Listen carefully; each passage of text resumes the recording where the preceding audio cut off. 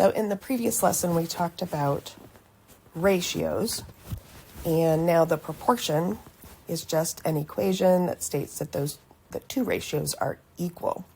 So I would read this as A is to B as C is to D.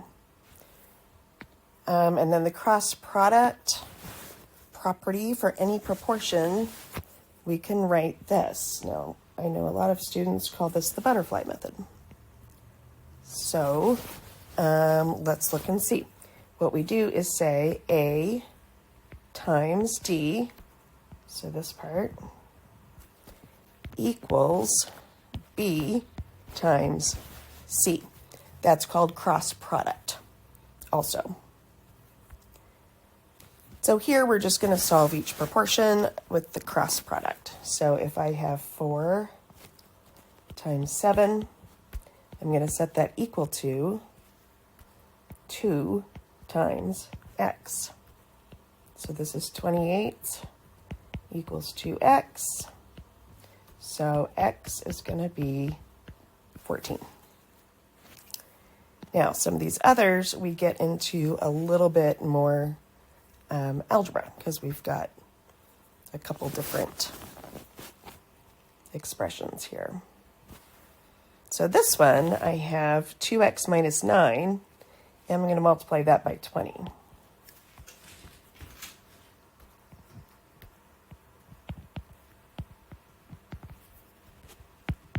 And then I'm going to set that equal to the other side, which is 10 times 9. Now, we need to distribute.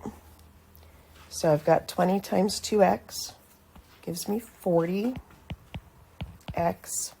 and then 20 times negative 9 is minus 180, and that equals 90. So go ahead and solve.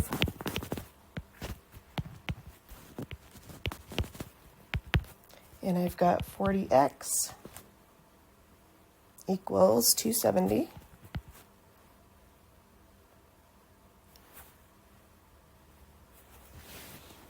And actually on this one, this is bugging some people on some of the other things.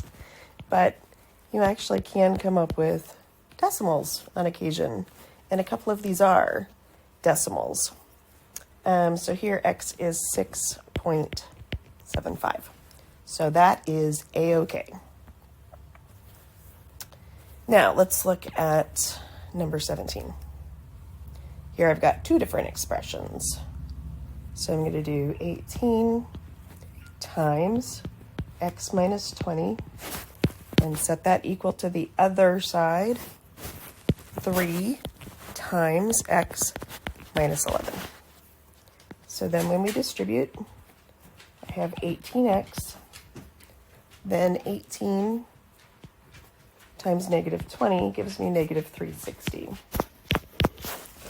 Then I have 3 times x, and negative 33. So remember, we have to get our x's on the same side. Then I just bring down the 360. Don't forget the equals sign. And I'm going to add 360 to both sides. And I get 15x equals 327. When I divide through by 15, x is 21.8. So another decimal, that's okay. Now, this is where the fun begins. You'll see what happens here if I do x minus 1 times x plus 5. Do you remember these?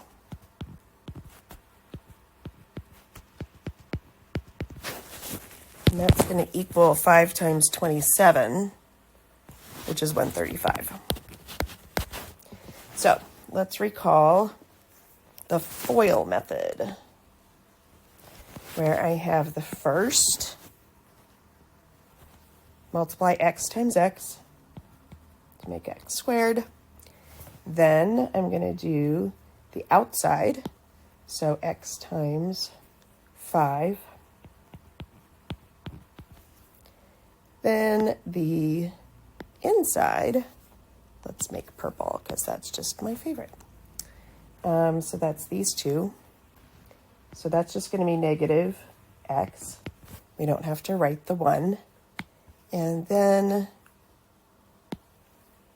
we've got last. So first, outside, inside, last. FOIL. It's your FOIL method. So the fun part is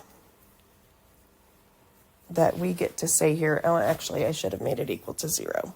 Forget I did that.